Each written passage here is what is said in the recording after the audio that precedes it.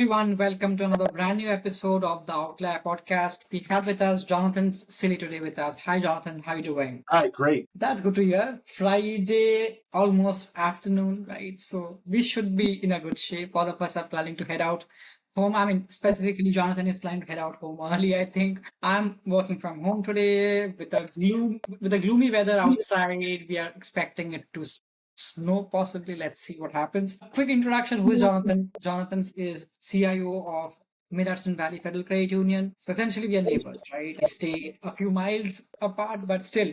So again, Jonathan, thanks a lot for coming to the podcast today. I appreciate it. Thank you very much for having me. Absolutely. Quick introduction who Jonathan is. As I talked about, Jonathan is the CIO of Hudson Valley Federal Credit Union. He has close to 2 decades of experience. Very similar. I started my career as a software developer. Jonathan similarly was a software developer, and soon he realized his passion and he gradually moved on to a leadership role at this credit union, and he oversees the entire technology charter for the credit union, includes infosec to leading the entire technology teams, project management, also working with the steering committee very closely to lead the technology vision for the credit union. Because I strongly believe, Jonathan, technology is the next flag bearer for any financial institution. Gone are the days where you write a check and drop a check, and that won't really happen, right? So that's quickly about Jonathan. In case I've missed anything, feel free to add. No, I think that's a good summary of who I am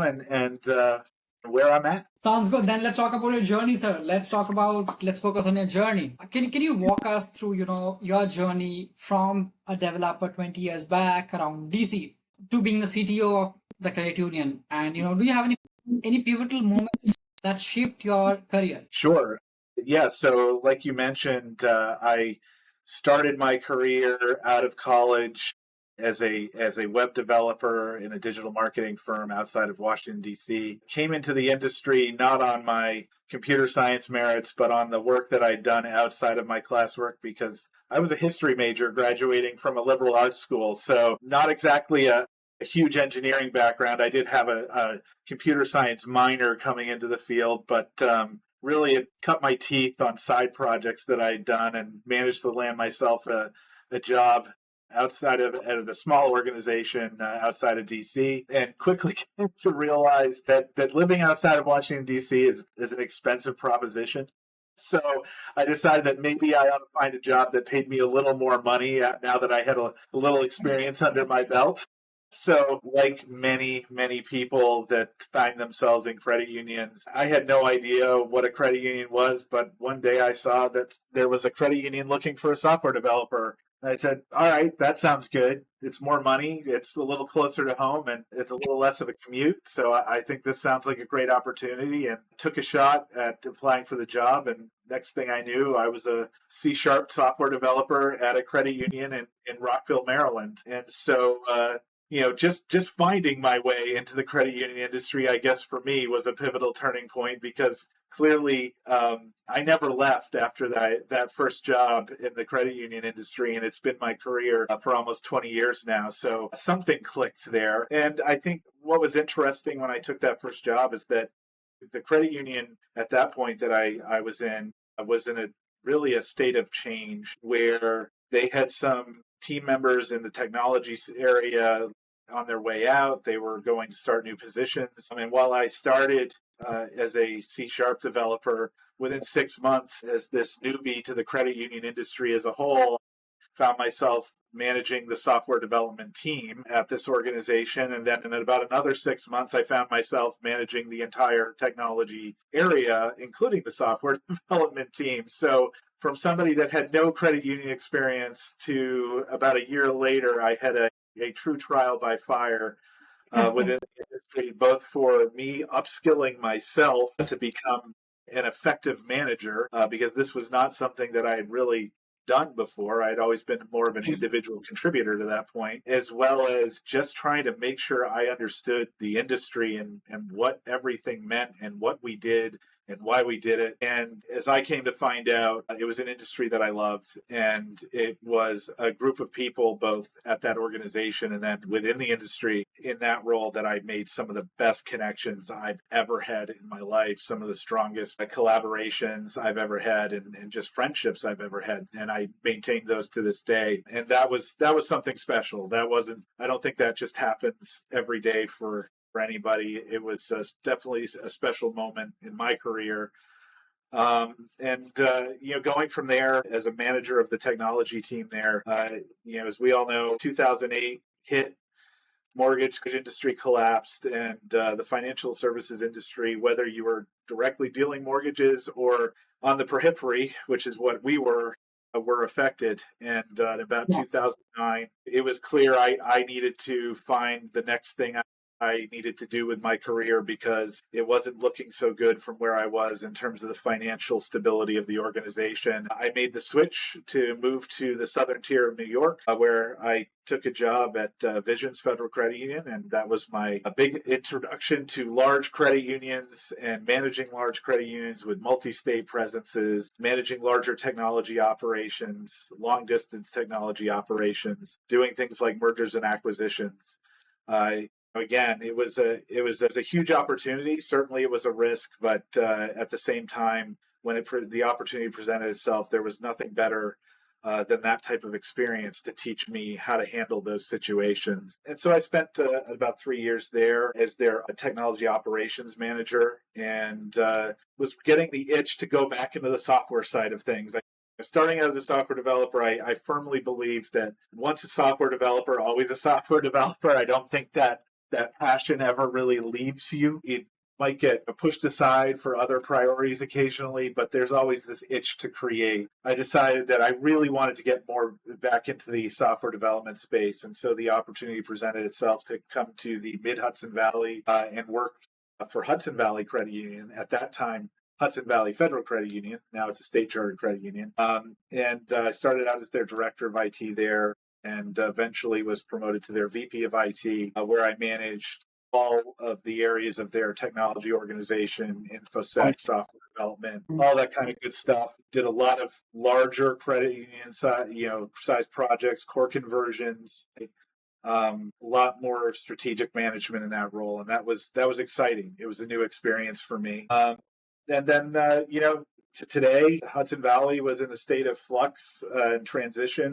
when I decided, you know what, they're looking for a new CEO. And I said, it's probably a good time for me to look for something different. I was looking for something a little culturally different. And the opportunity in Mid-Hudson Valley presented itself to come be there at that point CTO, although the title I carry now is CIO with Mid-Hudson Valley, but I couldn't turn it down. It was a fantastic opportunity in my backyard. And again, like all things, it's a little different. I was going from a larger credit union to a smaller credit union, but the timing seemed right. The opportunity was right, and I couldn't say no. And so the rest of that history is yet to be written, but that's where I am. Got it, Jonathan. I mean, a very quick observation. What we studied in school has nothing to do with what we do today.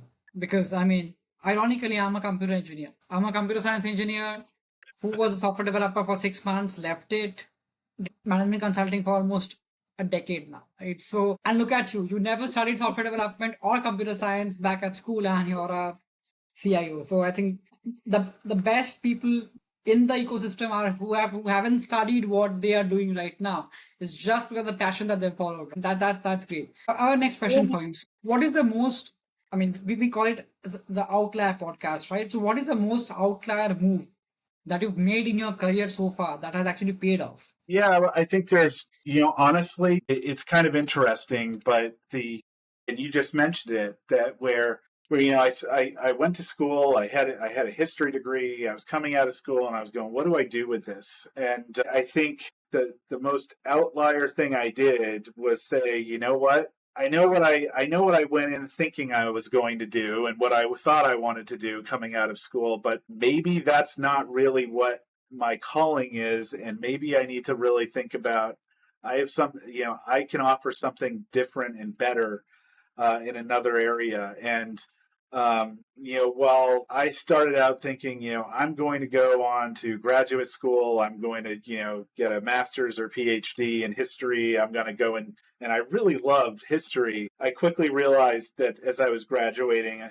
said, the software development, building things is really what I like to do. I need to go and apply this. And so, it's boiled down to, I think, recognizing that what I set out to do wasn't necessarily the thing I was going to be best at or most useful in, as well as, and I think this is the same about a lot of outliers or people that you say, oh, these are successful people, is recognizing that,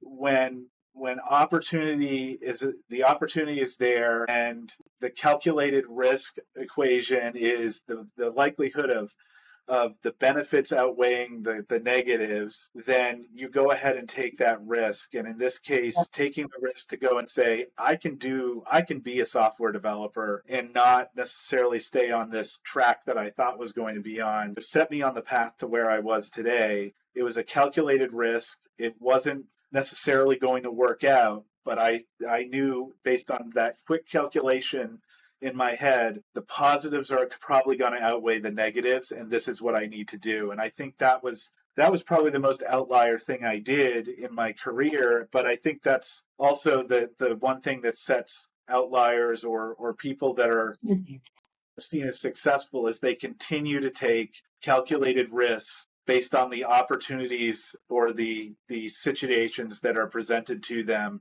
and they know what their risk tolerances are, so they can make that quick analytical judgment about, do I do this or not? And I think that's ultimately been kind of what my career has been. It's been a series of calculated but very methodical chances taken as opportunities are presented based on what I think the most likely successful move is that at that time. And I really believe that it started when I was coming out of college and looking for that first job. Yeah, understand. Absolutely. This was a very well framed answer. Now, I want to go into detail of innovation because you are someone who leads innovation, and by default you're innovative because you're a techie at the end of the day, right? That's what you eat, live, breathe by. So my question is, with fintechs raising their bar across the ecosystem, right? Every single day there's a new advancement that's happening. Let's talk about basic generative AI. I mean, who knew that DeepSeek would come in a week earlier? That's reality, right? And the entire ecosystem losing so much of money in a couple of days was just taking surprise. Plus, it's open source, right? I mean, that's the biggest thing. FIFA, it's completely open source. So, how do you think? Since fintechs are raising bar, they'll be absolutely more innovative with again open source coming in. It's been for years. How do you ensure the credit unions, remain competitive in this digital era and in this ever, I would say, increasing hype of competition that's going on across the ecosystem? So, what do you think? Yeah. So it's interesting. I think this is an area where I sort of go back and I say sort of what's old is new again to some degree. And I look at, for a long time, credit unions would form QSOs to do things like offer insurance services and that sort of thing. But I truly believe that we're in an era of QSOs sort of entering into this new golden age, and not the traditional sense of those, well, I'm offering insurance services types QSOs, but QSOs that are directly positioned to allow credit unions to compete within the fintech space. Because I think that the biggest challenge for most credit union executives, whether you're in tech or a CEO or whatever, is that you need to find partners that you can leverage their innovations from, but aren't going to directly compete against you when you're using that innovation. And this is where QSOs have a huge opportunity. And we're seeing this more and more from QSOs that are out there, and organizations that invest in those QSOs, like Members Development Company or Posh AI or Architecture. There are these QSOs, technology QSOs, that have said, hey, I've got a market with credit unions that need access to innovative solutions. They need partners. They can't do this all themselves. And we can sell this to them. We don't have to compete with them, but we can be a strategic technology provider for these organizations where our technology can be leveraged to compete against the fintechs, whether they're the SoFis or the Chimes or what have you of the world, where they're investing millions upon millions of dollars in development and those types of resources where they don't necessarily have a physical presence. And now Absolutely. all of a sudden these QSOs are coming in to fill the void where Yep. I know I can't partner with somebody that's going to necessarily take my business or take my members away from me, but I can partner with a QSO that's bringing innovative technology who wants to provide that, but isn't necessarily going after my membership directly. And so I really feel like for the individuals that have amazing ideas that want to serve the credit union industry, QSOs and this sort of renaissance in technology focused QSOs is a huge opportunity. And I also think it's the best and most compelling opportunity for partnerships for credit unions to go out and partner and leverage very innovative solutions that otherwise they wouldn't have access to or couldn't afford to develop. I think that's a very valid point. I mean, we have to stop thinking like fintechs as competitors. Yes, a few of them are competitors, but there are a few fintechs who actually really want to help credit unions grow. So that effective partnership is very important. And you being a technologist, you get it, right? That the next phase of growth, it's either build or buy. Do we have that resources to build within the ecosystem? Might be yes, might not. For the bigger credit unions, yes. For credit unions of size a billion, billion and a half. Do we have the resources? No. So let's just find innovative solutions that can propel our growth to the next level. And I think that that's absolutely making sense. I'll pivot back onto data, Jonathan. You know that I'm a data scientist. That's what I do for a living, right? I mean, you're a developer, I'm a data scientist. So what do you think about data-driven personalization, right, for credit union members, both for finding or presenting the right set of products that they need right now in terms of hyper-personalizing the experience, as well as also finding the right set of non-members going forward to acquire them and to give them the best of services, right?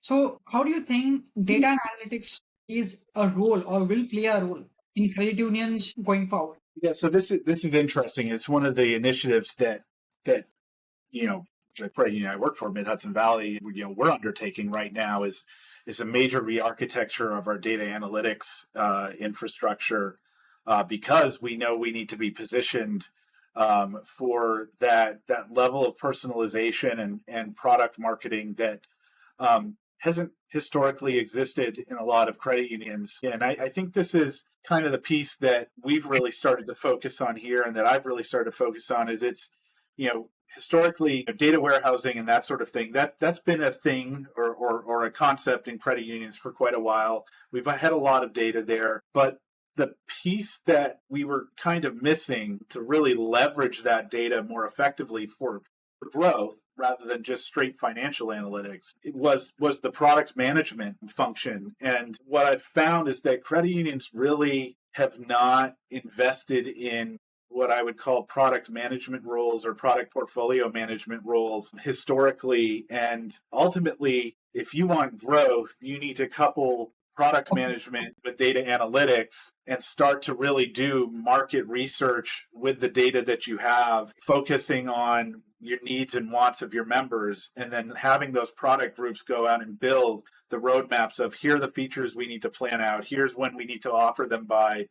Tech companies have had product management functions in them for forever. Google is full of product managers. Facebook is full of product managers. And all they do is think about, okay, what's coming next? What do I need to offer next to my customer, user, whatever, that will keep them engaged and keep them wanting to come back to my platform or products? Whereas, financial institutions for a very long time were saying, well, I'm going to offer checking accounts, savings accounts, CDs, and people just come and get them because they know they need them, right? Instead of really investing in a product management focus. And so what our goal here is to couple that data analytics capacity or capability with a product management discipline led by our marketing and strategy areas and push this idea of personalization, but also just member needs analysis, product need analysis, market research, market focus, and leverage that to actually tell us where to go versus just saying, well, we're going to offer this standard set of accounts and hope people come through the doors for them. It's a change in how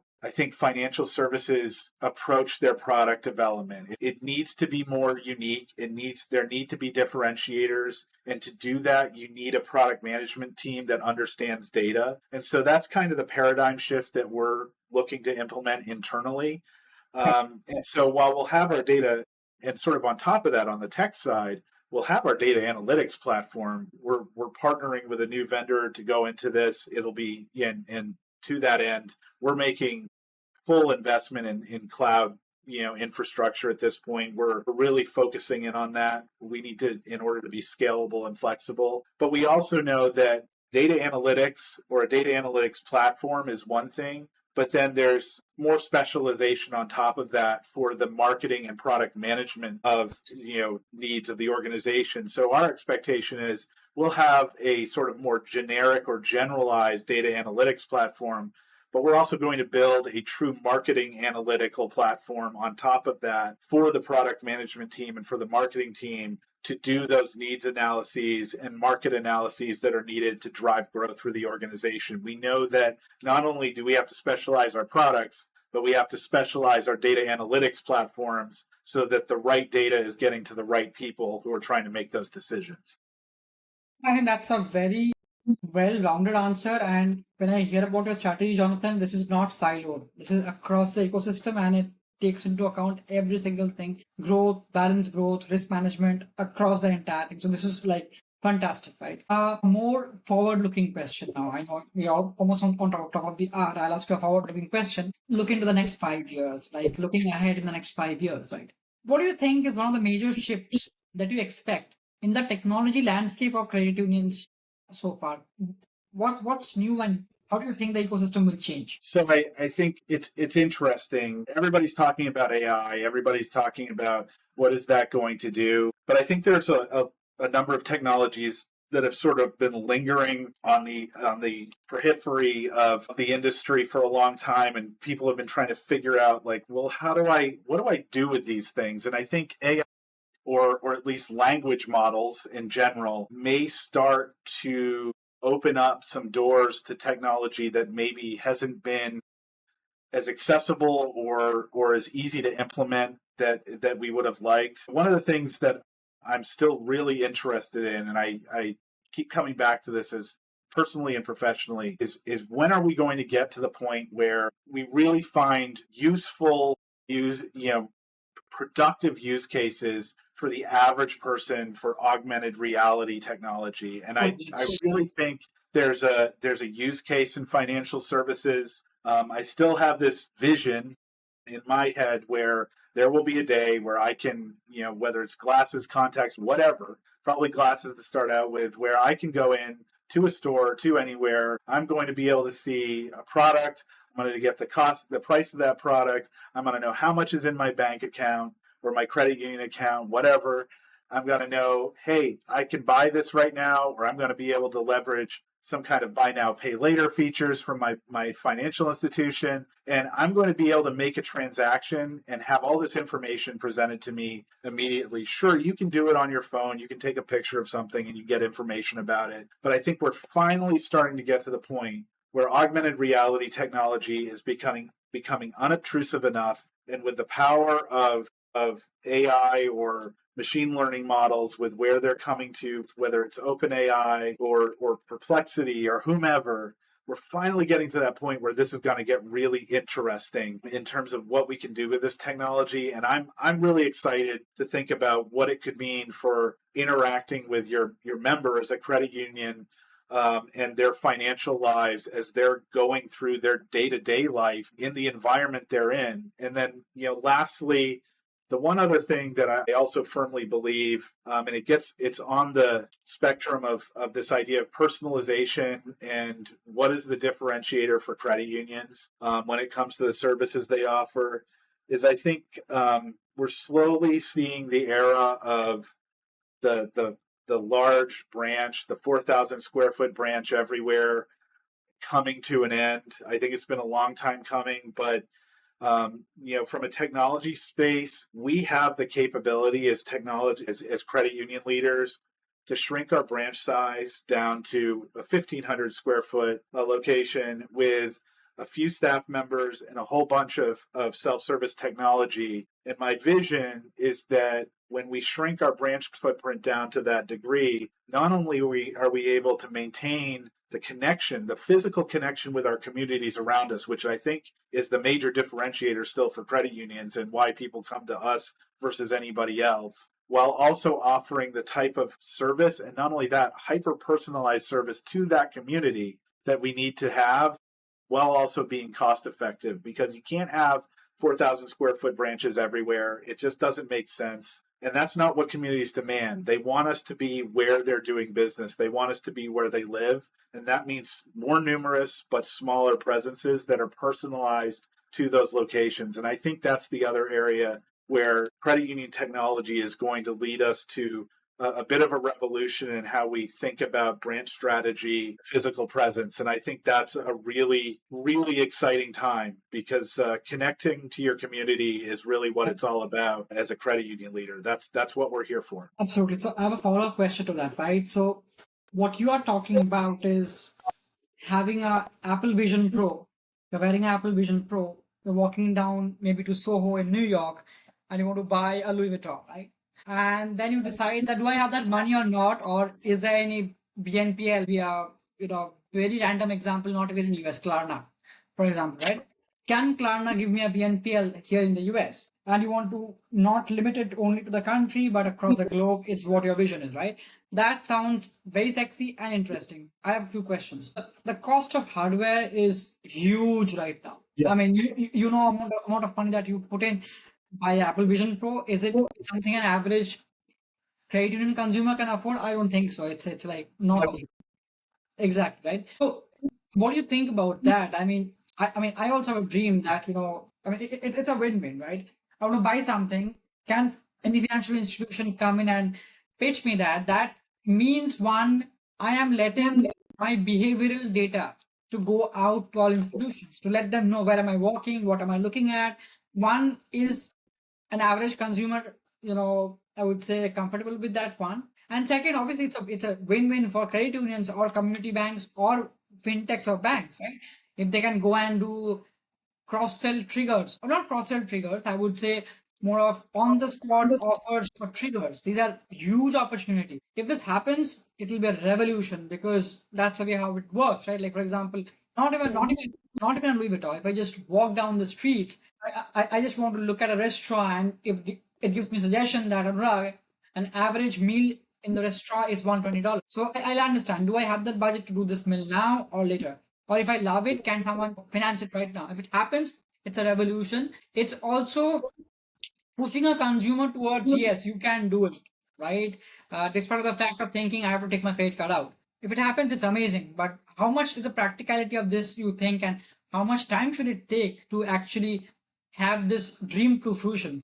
So the reason why I think that it's becoming closer to reality. And is it 5 years out? Is it 10 years out? I'm not. I'd like to think something could happen in 5 years with this. To your point, something like an Apple Vision Pro is going to be a tough sell. I really look at examples like Meta's Ray-Ban glasses, and developments coming out of the Android XR platform that I think have the ability to really reshape some of how we approach augmented reality in that unobtrusive way, because I do agree, a consumer spending $3,500 on an Apple Vision Pro headset is not a good way to start out, trying to pitch them the future of augmented reality. But I think if you can get to, a $300 pair of Ray-Ban Meta glasses or a $150 pair of glasses running the Android XR platform, you have a much better chance of that. And I think this is where, somebody like a credit union,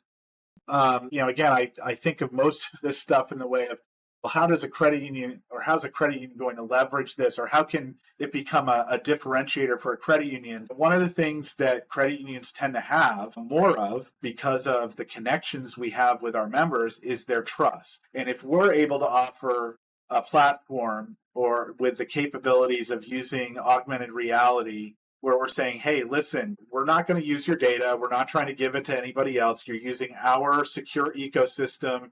You're connected back into our platform. We're not going to send your data out to every marketing firm on earth so that they can give you, cross-site ads, things like that. If we can come up with a way to deliver this technology and leverage the trust consumers and our members have in the credit union space because of who we are, I think it's something that has a real chance to be a technology differentiator where people are less skeptical, hopefully, of are they going to do something nefarious with all this data that's being collected, and understand that no, we're just trying to make your financial life better and help you make better decisions because you're already, you're wearing this technology on your head. Let us help you use it for new and more beneficial ways that as you go about your day-to-day life, and do it with a trusted partner who is not going to go out there and basically use you as the product as you're walking around with this technology on your head and looking at things. So I think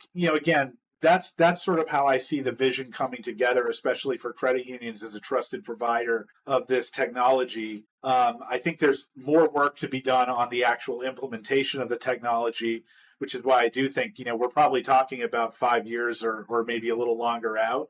But I think if the Metas of the world with Ray-Ban glasses, or some of these other projects that you're starting to see launched on Indiegogo or Kickstarter, for companies that are doing truly augmented reality glasses with like prescription lenses and things, that these are starting to become actually viable. Yep. Maybe we're going to see that revolution happen sooner than we maybe initially thought. And so that's my optimist view on augmented reality. And I'd like to think that we're going to see that come to at least somewhat fruition here in the next 5 years or so. Makes sense, right? One quick question before we end the podcast. Sure. I know we are almost on topic. So do you have any advice for aspiring technology leaders, right, who are looking forward to make an impact in the financial services ecosystem? Yeah, I think what I mentioned first and foremost. People that make impact are generally the ones willing to take calculated risks and take a chance at something, and knowing that it isn't a guarantee, but if it does work, it's going to make a difference. And so, the people that do this effectively are on the lookout for those opportunities and have the ability to do that quick, what I'll call risk analysis in their head and say, do I do this or not, and why, and come to that decision efficiently, and not be